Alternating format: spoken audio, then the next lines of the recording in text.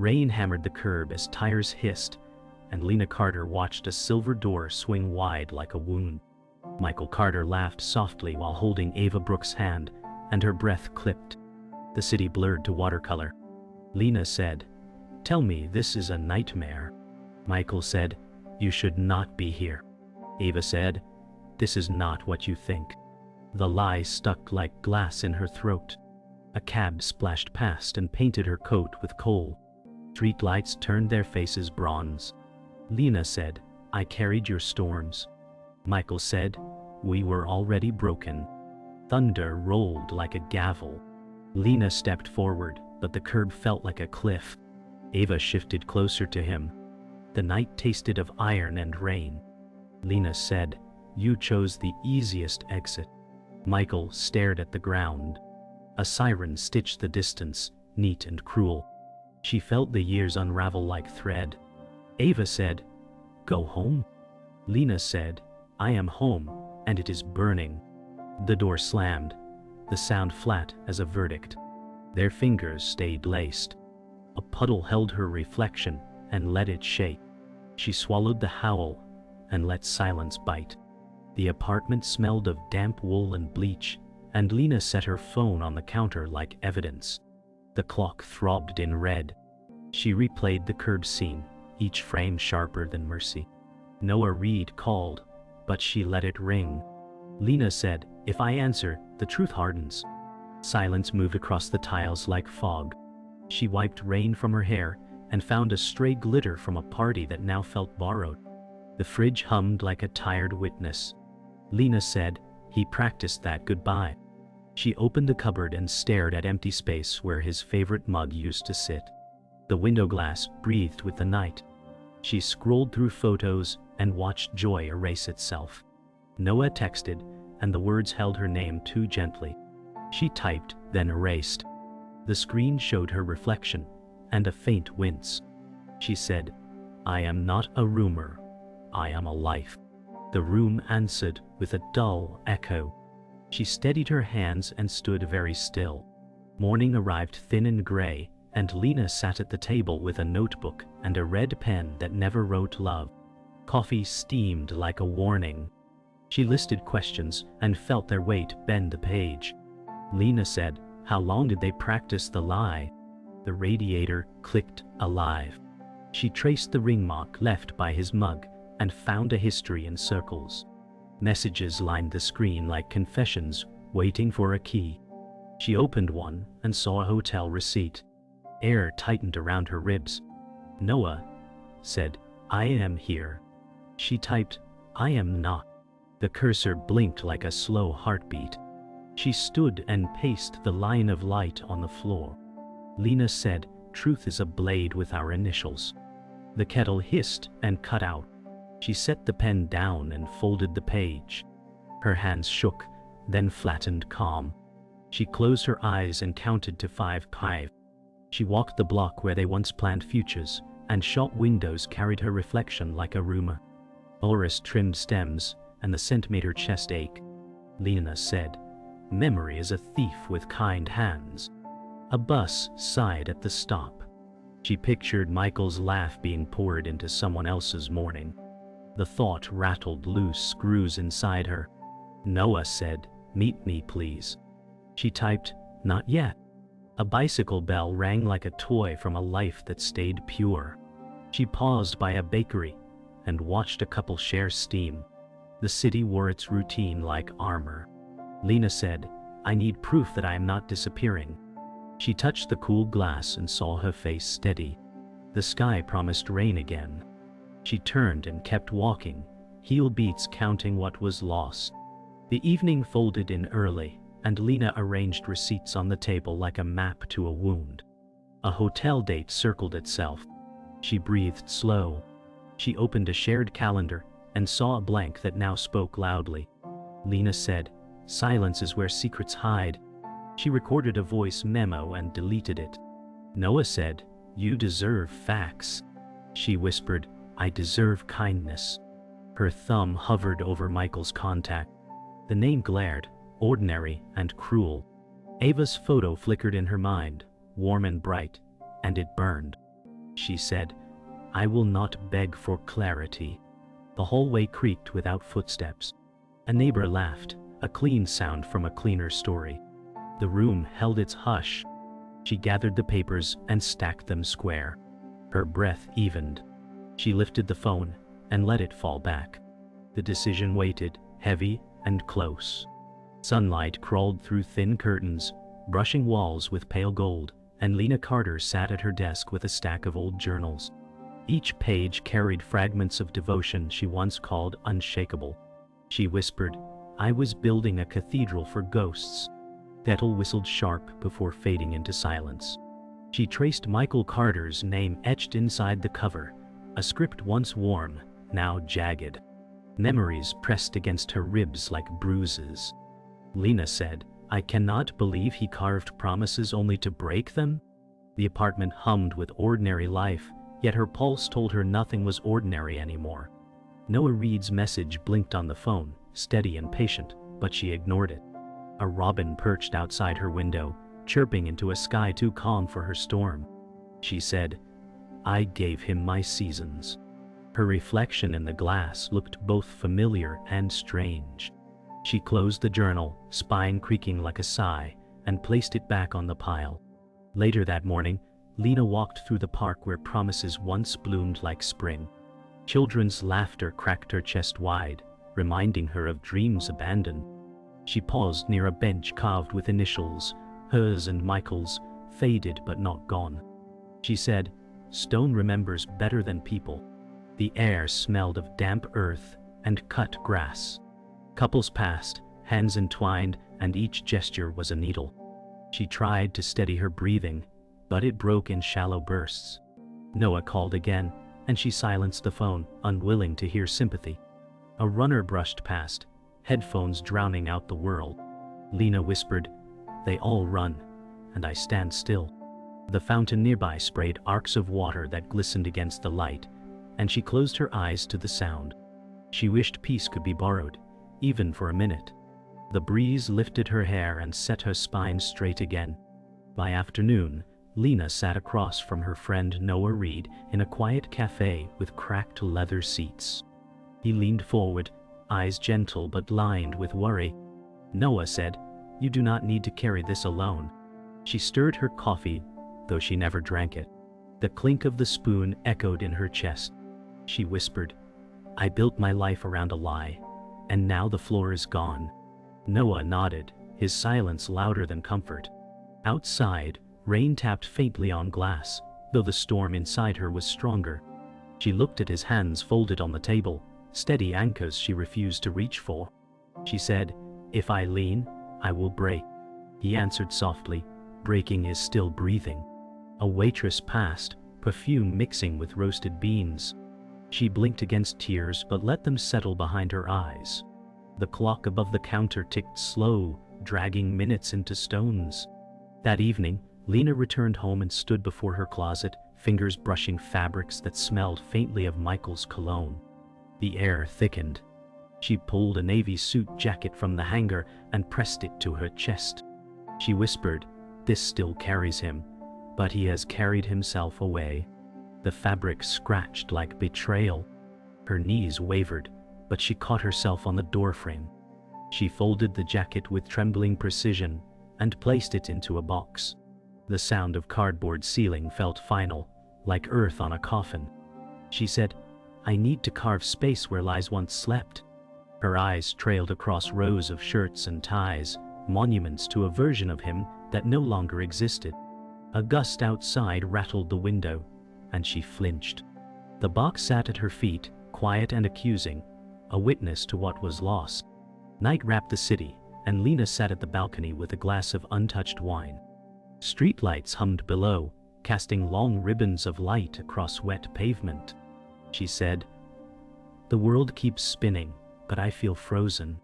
Her phone lit up again, Noah's name glowing steady. She let it fade, clutching the rail until her knuckles blanched. The skyline stretched indifferent, windows flickering with lives untouched by her ruin. She whispered, "He does not deserve this much of me."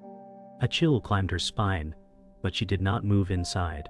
The wine reflected her face, fractured by ripples she had stirred. She tilted the glass away and set it down. Sirens pulsed in the distance, red carving through dark. She said, "I must remember who I was before him." The city answered with silence, and she sat until the night weighed her down into stillness. Night pressed close while Lena Carter combed through emails, and the screen washed her face in cold light. A thread labeled "Reservations" opened like a wound. She said, "Do not shake now." Receipts stacked by date, and her pulse counted each one. Michael Carter wrote, "Same room, same view," and the words scrape. Ava Brooks replied, "I will bring the red dress." Lena whispered, "You choreographed this." The radiator rattled like a guilty laugh. She opened photos from a cloud folder and found a skyline she never visited. She said, "He gave her our view." A forwarded calendar invite blinked, sly and neat.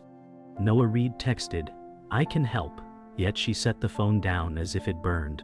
She copied files into a folder named Truth and watched the progress bar crawl like winter light. Morning came without warmth, and Lena walked into the hotel lobby printed on those receipts. Marble floors gleamed like a lie polished daily. She approached the desk, breath measured, heart wild. She said, "I lost a receipt," and her voice barely shook.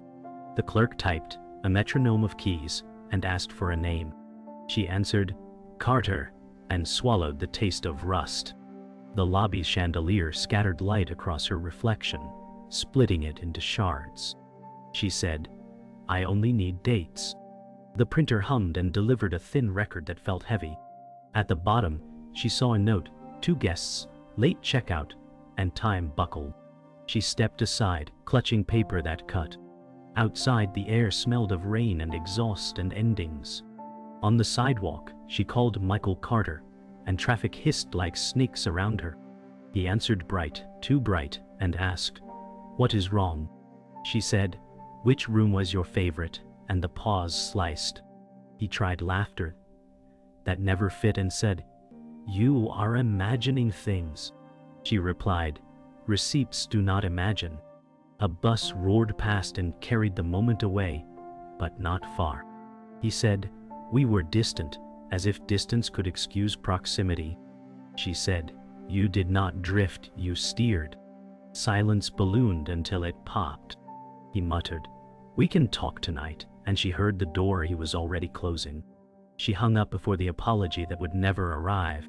The city kept moving, unbothered by their wreckage. She found Ava Brooks' gallery open to a new show, all glass and white paint and careful light. Canvases leaned like secrets, pretending to be art.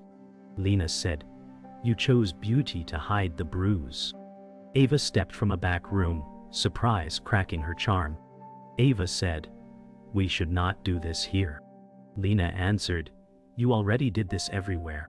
A couple drifted by, whispering about color and form. The air smelled of citrus, cleaner and solvent, too clean to trust. Ava said, "He told me you were done," and the words tried to change the past. Lena said, "He told me we were forever." For a second, silence held, and even the lights seemed to dim. Then a delivery cart squeaked through, and the spell broke. Evening bled into the apartment, and Lena spread the receipts, emails, and calendar prints across the table like a trial. She said, "I will not let fog speak for me." Noah Reed knocked, gentle as a question. He stepped in, eyes taking in the mess, and said, "You are not alone." She wanted to argue but found no strength for fiction. She said, "Help me arrange the timeline," and he nodded. Together they ordered nights and excuses, building a map no one wanted. He said, "This is enough," and placed his hand near hers without touching.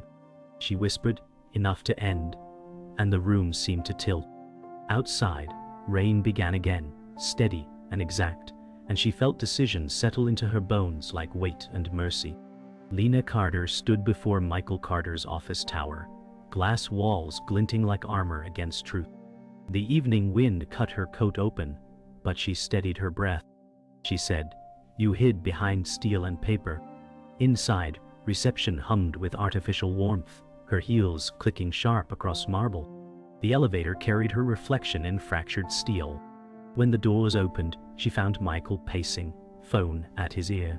He turned, surprise slicing across his face. She said, "No more excuses." He lowered the phone, silence pressing between them. Fluorescent lights flattened every shadow, but her eyes stayed sharp. He said, "We should not do this here." She whispered, "We already did this everywhere." The office door clicked shut, trapping them with silence.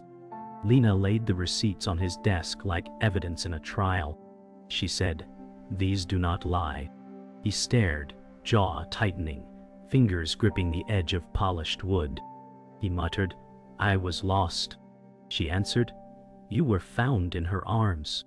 He stepped back, eyes darting as though walls could offer escape. She said, "Was every kiss a rehearsal?" His silence said more than lies. The hum of the building's air system felt like a heartbeat too fast. He whispered, "I never wanted you to find out." She snapped, "Then why leave breadcrumbs?" The documents spread like shattered glass and his reflection in them bent crooked. Back at her apartment, Lena found her mother's missed calls stacking. She finally answered, voice heavy. Her mother's tone cracked. "I must tell you something," Lena said. "Not tonight," but the words kept spilling. Her mother whispered, "Your father is not who you think." Time stilled, her throat caging breath. She said, "What are you saying?" The line carried static and heartbreak. Her mother confessed truths locked away for decades. Lena pressed her hand against the wall, as if bricks could hold her upright. She whispered, "So betrayal runs in blood." The silence afterward was both confirmation and curse. Her reflection in the dark window looked like a stranger wearing her skin. Noah Reed arrived minutes later, finding Lena pale, eyes rimmed with storms. He said, "What happened?" She whispered, "The betrayal is older than me." She explained her mother's truth, words trembling. Noah listened, shoulders squared, his presence steady. She said, "I do not know what part of my life was ever real." He answered, "This moment is real, and so are you." His voice was a weight and a lifeline. She sat on the couch, receipts and secrets tangled on the table. He knelt, meeting her eyes, and said, "You do not need to carry 2 betrayals alone." Her breath shuddered out, a small surrender. Outside, thunder cracked, as though the sky bore witness. Later that night, Lena stood alone on the balcony, city humming beneath, storm clouds swallowing stars. She whispered, "Everything I trusted was a mask." Lightning lit her silhouette, stark and fragile. She held the last photo of her family, corners bent. She said, "A stranger for a husband, and now a stranger for a father." Her voice cracked like the sky.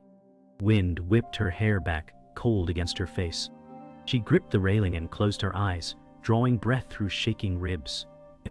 She whispered, "I will not let their lies define me." In the distance, church bells tolled midnight, echoing across concrete. She let the photo drop, paper fluttering into the rain below. Dawn found Lena Carter outside Ava Brooks' gallery, with rain still hanging in the air. The door unlocked with a tired click. Canvas scent and solvent drifted out like a dare. Ava stepped from the office, face polished and careful. Lena said, "We end this today." Ava's smile wavered, then settled into poise. She said, "He came to me when you were gone." Lena answered, "I was home holding the world up." Footsteps echoed in the white room. Paintings glowed like loud hearts. Ava said, "He needed truth." Lena said, "He wanted novelty dressed as mercy." A delivery crate rattled between them. A light buzzed and steadied. Ava's voice softened. She said, "I loved him." Lena breathed once, slow and exact. She said, "You loved the mirror he held." Silence drew a straight line. The door behind clicked again, and a shadow crossed the floor. Lena did not turn. She said, Let him enter his own ashes. The air cooled, as if bracing. Michael Carter walked in with a storm sealed under his suit. And he stopped when he saw them squared like bookends of a lie. He said, "We should talk alone." Lena answered, "There is nothing left that is private." He looked at the floor as if it might testify for him. Ava said, "Tell her the truth." He said, "I was afraid." Lena said, "You were hungry." The word rang hard against the glass. He reached out a hand that did not belong to history. She did not move. He said, "It was never meant to hurt you." She answered, "It was meant to feed you." A gallery light flickered, making every color throb. Ava said, "End it with decency." He nodded, but the shape of his nod collapsed. Lena breathed steady. She said, "I am returning your name." She slid her ring into his palm like a cold comet. Time broke its own habit and paused for them. Words shattered and fell quiet, and then the quiet screamed. Michael said, "We can fix this." Lena said, "You broke the foundation and sold the bricks." He winced like light in a wound. Ava stepped back, regret fraying her neat edges. Lena said, "You rehearsed comfort while I rehearsed faith." He tried to close the distance, but she lifted a hand, and the space stayed iron. Noah Reed appeared in the doorway, jaw set, not intruding, just present. He said, "Do you need me here?" Lena whispered, "I need me here." Michael looked at Noah with a flash of heat that died fast. Lena said, "I choose dignity over looping pain." She gathered the documents from her bag and placed them on a plinth. She said, "This is the record." Michael exhaled and seemed smaller. Ava said, "I am sorry." Lena answered, "Grow where apology costs something." The gallery air thinned, then steadied around her. They moved outside where the street wore a thin shine. Cars whispered past like secrets that never stop. Michael said, "I do not know who I am without you." Lena said, "Find out without costing me." His mouth opened to plead, then closed on emptiness. Ava waited by the door, arms folded against a future that might not take her. Noah stood a few steps off, giving space, holding ground. Lena said, "You do not get one more chance to confuse my kindness with consent." Michael nodded, and the nod felt real. He said, "I will sign whatever you need." She said, "Sign your own beginning." The wind ran through her hair and left it new. Ava said, "If you ever need truth, come to me."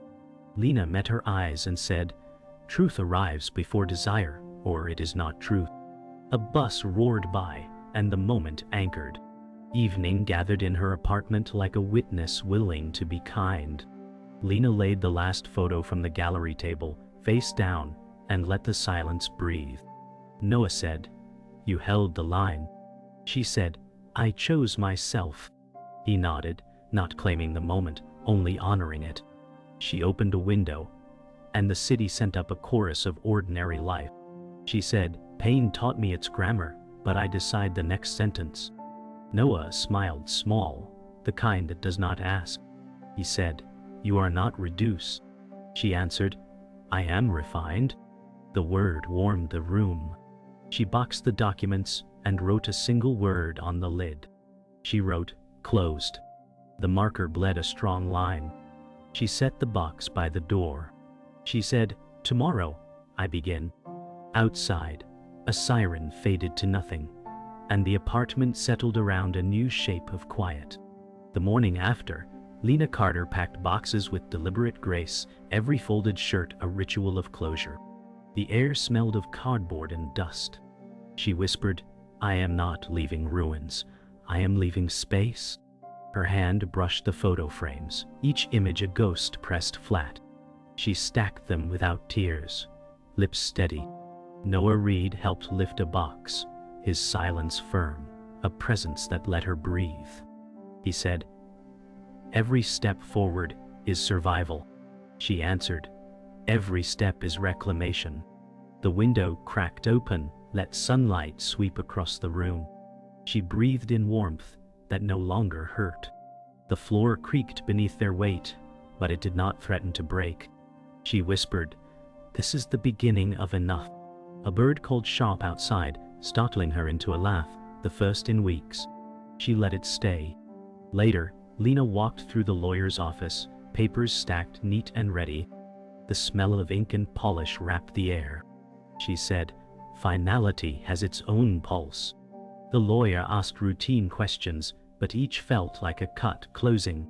She signed her name with slow precision, letters strong and unshaken. The pen glided, and the weight lifted in shards. She whispered, "This signature is my freedom." The lawyer nodded, silent understanding in his eyes. The clock ticked, each sound like a hammer sealing closure. She pressed the papers back across the desk, her hands no longer trembling. For the first time she looked at the page not as loss but as release. She stood, thanked him, and walked out lighter, though not unscarred. She left the building and paused on the steps, city alive around her, honking cars and footsteps threading together. She said, "The world does not notice endings." She clutched the signed papers in her bag, but they no longer felt heavy. A breeze lifted her hair, cool and sharp, carrying away fragments of the past. Noah Reed waited near the curb, leaning against his car, eyes steady. He asked, "Is it done?" She nodded, exhaling a truth she could finally carry.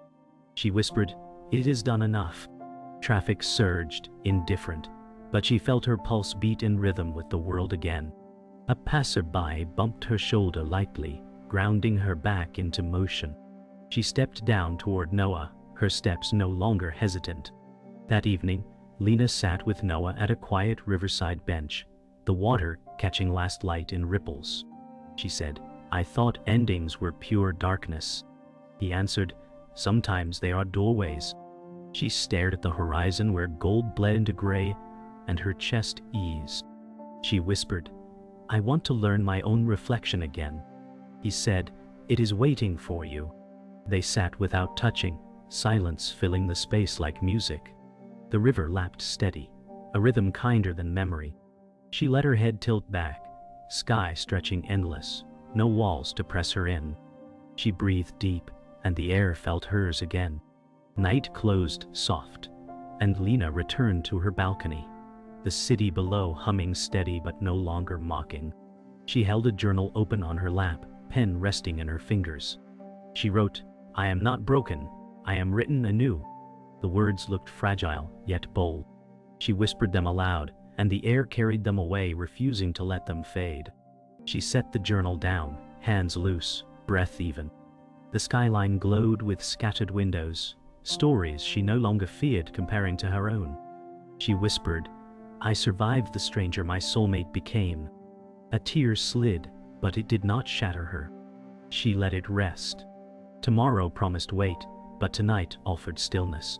She accepted both. Morning arrived soft over the new apartment, walls bare and honest. Lena Carter unrolled a rug that did not remember anyone, and the fibers welcomed her weight. She said, "This room has no ghosts." The kettle clicked, a small anthem. She opened a window and let the city's quiet weekday breathe in. A neighbor's radio murmured a tune that did not break her. She whispered, "I will practice peace until it fits." The mug warmed her hands the way truth finally can. She glanced at her phone, unread messages waiting like distant weather. She did not reach. She stood in the square of sun on the floor and let it choose her. A package arrived by noon, no return address, only careful tape. Inside, Lena found the ring she had returned, now enclosed in a plain velvet pouch. A note read, "For your keeping, not for wearing," and the handwriting was Michael Carter's. She said, "I keep lessons, not loops." She walked to the bathroom mirror and studied the face that stayed. She placed the ring in a glass jar with a paper label that read, "Ended." She whispered, "You do not own my hands anymore." The jar joined a short shelf of tender artifacts, each a truth learned the hard way. The room felt taller. The air cleared without asking. Later, Lena met Noah Reed at a small bookstore that smelled of paper and rain. He held 2 copies of the same slim book and lifted a brow.